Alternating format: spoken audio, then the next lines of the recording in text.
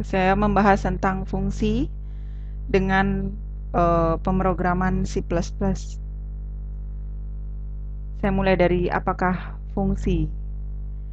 Fungsi adalah kumpulan pernyataan yang dieksekusi bila dipanggil dari bagian lain program.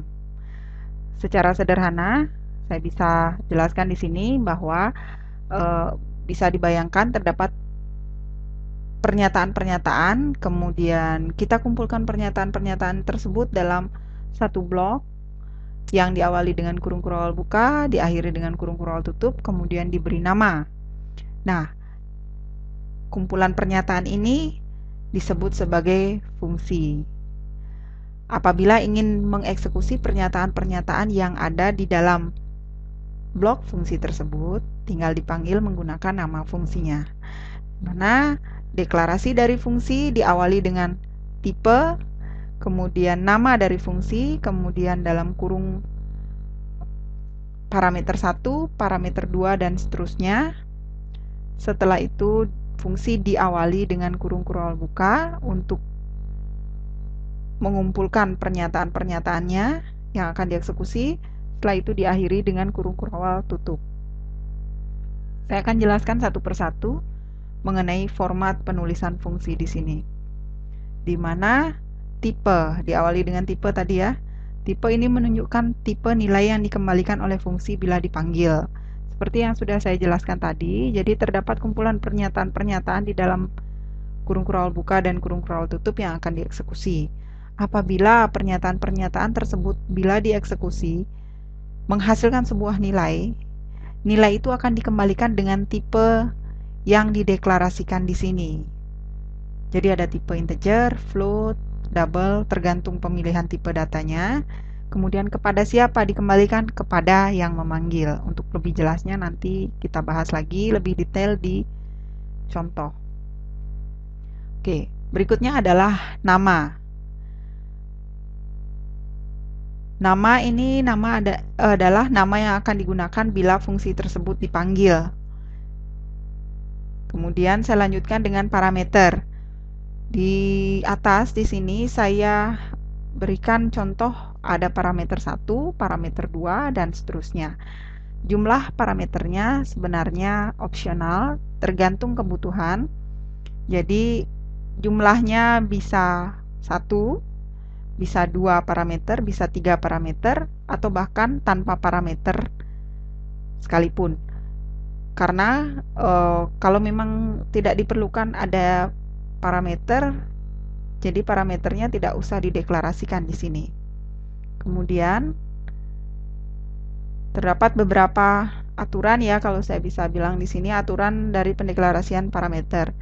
Yang pertama adalah tiap parameter dideklarasikan seperti pendeklarasian variabel biasa. Formatnya adalah dimulai dengan tipe data, kemudian nama variabelnya. Kalau mendeklarasikan variabel, karena kita di sini mendeklarasikan parameter, maka setelah pendeklarasian tipe dideklarasikan nama parameternya. Sebagai contoh, int x di sini. Tipe datanya adalah integer, nama parameternya adalah x. Oke, demikian pendeklarasiannya. Berikutnya adalah parameter diperlakukan sebagai variabel lokal dalam fungsi. Jadi parameter-parameter yang dideklarasikan di atas di sini dalam kurung buka dan kurung tutup akan diperlakukan sebagai variabel lokal atau sebagai variabel yang hanya dikenali oleh fungsi tersebut. Berikutnya adalah antar parameter satu dan yang lainnya dipisahkan dengan tanda koma. Jadi apabila terdapat lebih dari satu parameter, maka antar parameter akan dipisahkan dengan tanda koma. Kemudian berikutnya adalah blok pernyataan di sini. Pernyataan ini adalah body atau tubuh dari fungsi yang berada di antara tanda kurung kurawal buka dan kurung kurawal tutup. Jadi start dari kurung kurawal buka sampai dengan kurung kurawal tutup kita sebut sebagai body dari fungsi. Kemudian di atas pendeklarasian tipe, nama, dan parameter kita sebut sebagai head dari fungsi. Selanjutnya akan saya demokan bagaimana membuat fungsi dalam sebuah program. Di sini saya menggunakan editor berupa Notepad++, kemudian compiler saya adalah tc.exe dari TurboC ya, TurboC++. Oke, kenapa saya menggunakan editor Notepad C++? Karena ini lebih mudah untuk digunakan. Saya memilih ini.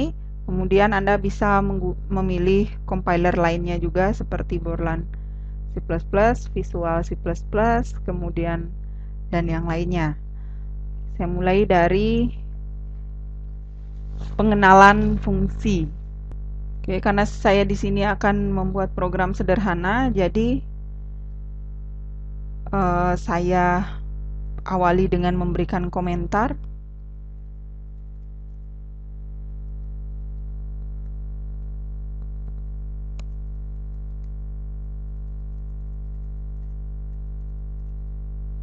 Komentar ini adalah memberikan keterangan tentang apa yang saya kerjakan. Kemudian sebelumnya saya sudah siapkan file header saya, yaitu include iostream.h dan include conio.h, karena dua-duanya akan saya gunakan dalam program saya. Kemudian saya juga sudah siapkan main programnya, diawali dengan header dari main, kemudian kurung kurung buka, kurung kurung tutup. Dan di dalamnya saya berikan clear screen. Clear screen ini berfungsi untuk membersihkan layar monitor. Kemudian ya, get dan return. Setelah itu saya coba, saya buatkan fungsi bernama penjumlahan dengan tipe integer. Saya memerlukan dua buah parameter karena saya akan membuat fungsi penjumlahan untuk dua buah bilangan bulat. Bilangan bulat tipenya integer, jadi parameter pertama tipenya integer. Saya sebut namanya A, parameter pertama. Kemudian parameter kedua saya sebut namanya B. Kemudian saya awali dengan kurung kurung buka, diakhiri dengan kurung kurung tutup. Apa yang dikerjakan oleh fungsi ini adalah untuk menjumlahkan dua buah bilangan. Sebelumnya saya siapkan dulu variabel C yang akan menyimpan hasil dari penjumlahan. Kemudian C nilainya adalah A ditambah dengan B. Kemudian setelah itu, jadi ada sebuah nilai yang akan dikembalikan di sini, yaitu pengembalian hasil penjumlahan. Hasil penjumlahan dua buah bilangan bulat. Karena yang dijumlahkan adalah bilangan bulat, maka hasil penjumlahannya adalah berupa bilangan bulat juga. Maka di sini tipe yang saya pilih untuk dikembalikan adalah integer. Karena nilai C tipenya integer. Return C di sini. Oke, selesai. Sini saya berikan keterangan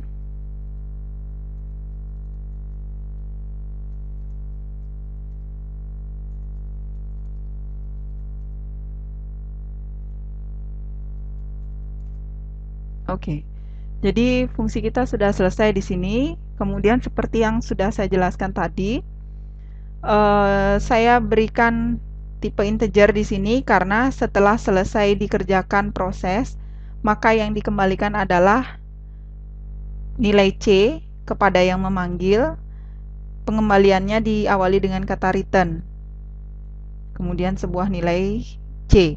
C ini bertipe integer, jadi nanti akan dikembalikan dengan tipe integer di sini. Oke. Kemudian nilai A dan B adalah dua parameter yang saya deklarasikan karena saya meminta dua input pada parameternya agar fungsi ini dapat dikerjakan. Kemudian saya lanjut ke main. Jadi fungsi setelah selesai dideklarasikan, kemudian bisa langsung dipanggil saja. Di sini misalnya, saya deklarasikan dulu dua buah variabel. Saya sebut X dan Y.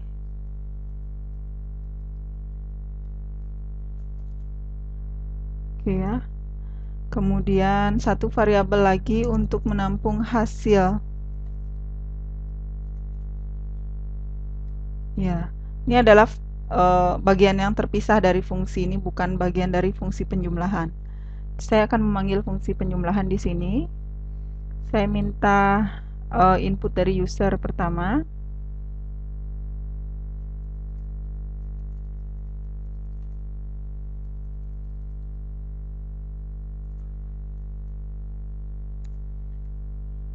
Kemudian saya minta inputnya dimasukkan ke dalam variabel X. Kemudian saya minta user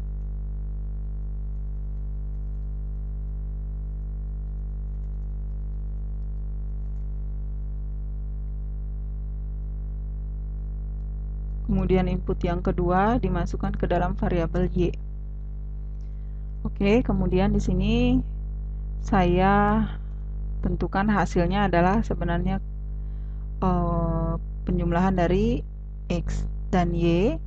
Karena saya sudah memiliki fungsi penjumlahan, jadi tinggal panggil saja namanya, yaitu penjumlahan. Kemudian penjumlahan memerlukan dua buah parameter di sini. Jadi saya berikan nilai X dan Y sebagai argumen untuk diberikan ke parameter A dan B. Kemudian setelah itu saya tampilkan hasilnya.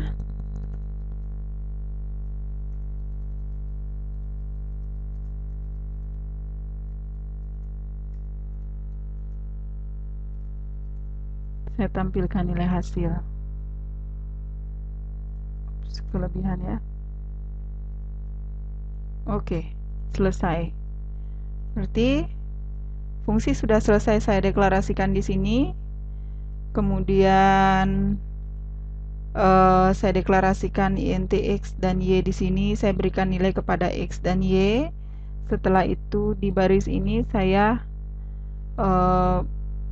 memanggil fungsi penjumlahan. Kemudian fungsi penjumlahan dikerjakan, jadi compiler akan ke atas mengerjakan. Kemudian setelah itu akan diberikan hasil C penjumlahan. Kemudian hasil dari penjumlahannya dengan tipe integer di atas, dengan tipe integer di sini akan diberikan ke variabel hasil. Setelah itu hasil penjumlahannya adalah akan dicetak ke layar seperti ini. Oke, program yang sama akan saya buka di compiler C++ saya.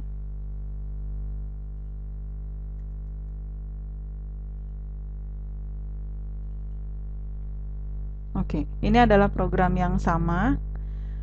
Karena namanya di sini terlalu panjang, jadi disingkat oleh compiler saya seperti ini. Tapi ini adalah objek yang sama dengan apa yang terlihat di Notepad++ saya. Oke, setelah itu tinggal kita compile dan run. Misalnya saya masukkan angka 3, kemudian yang kedua saya masukkan angka 4, hasilnya 7. Perlu perbaikan sedikit di sini di tampilan.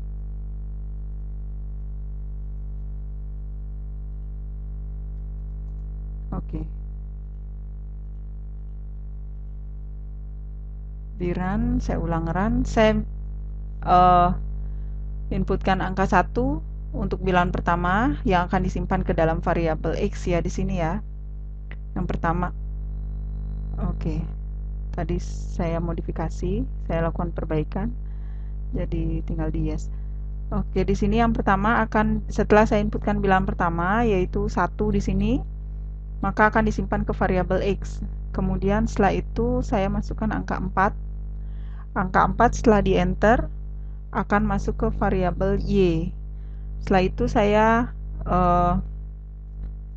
panggil fungsi penjumlahan akan dikerjakan di sini. Jadi akan ada pertukaran nilai X dan Y yang berupa argumen. Tadi angka 1 dan angka 4 akan dikopikan ke parameter A dan parameter B atau variabel lokal dari penjumlahan.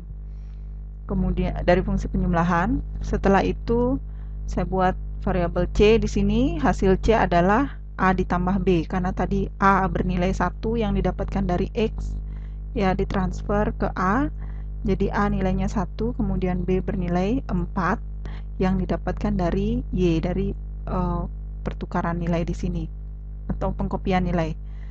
Kemudian hasil C akan diberikan dengan tipe integer ke sini. Jadi hasil pemanggilan ini adalah berupa nilai integer 5, 4 ditambah 1, 5 ya, dengan tipe integer, kemudian 5 diberikan ke variabel hasil. Dan kemudian berikutnya adalah dicetak hasil penjumlahannya seperti yang terlihat di sini. Hasil penjumlahannya adalah 5. Demikianlah fungsinya bekerja.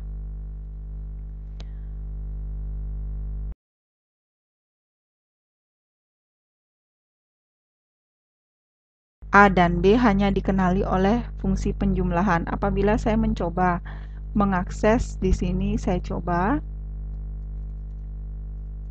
A. Demikian. Ingat, ini adalah main, fungsi main. Jadi di main sebenarnya A tidak dideklarasikan di main. A tidak dikenali oleh main. Jadi seharusnya ketika saya jalankan nanti akan muncul pesan error. Oke. Saya ulangi buka.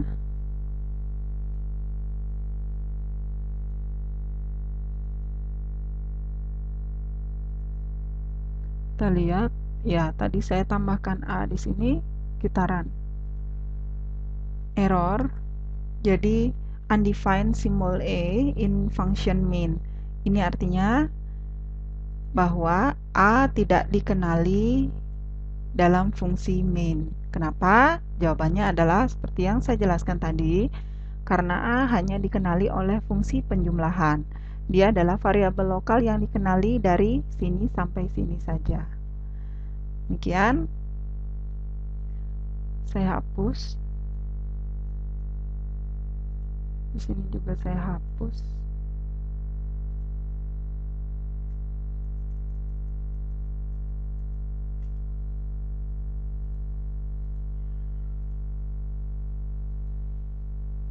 Oke. Kemudian saya ubah. Kita kerja di sini dulu.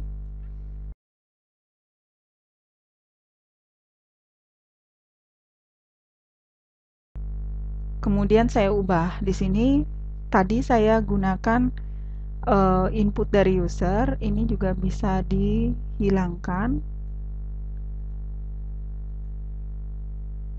Oke, kemudian saya berikan nilainya secara langsung 3, kemudian Y sama dengan 6.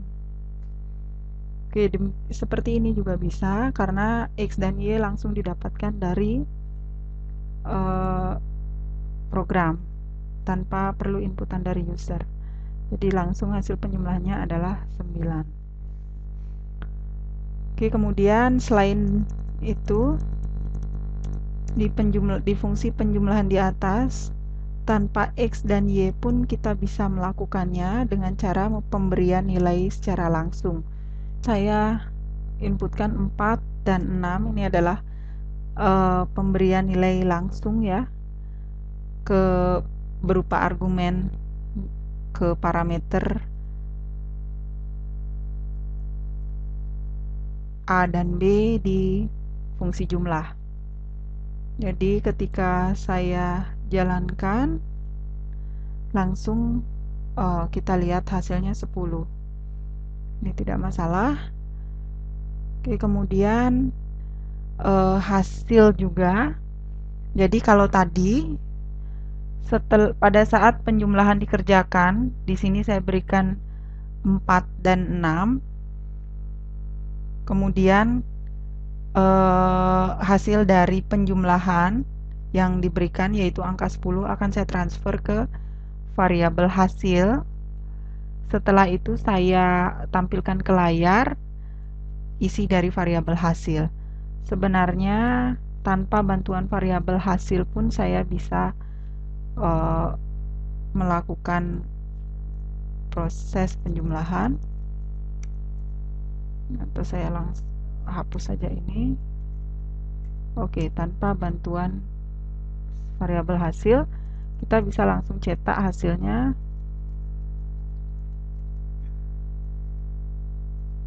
Seperti ini. 3,4 seharusnya hasil penjumlahannya 7 ya. Ya, benar. Oke, demikian tadi contoh penggunaan dan pembuatan fungsi dalam program. Kemudian kita lanjut ke fungsi void.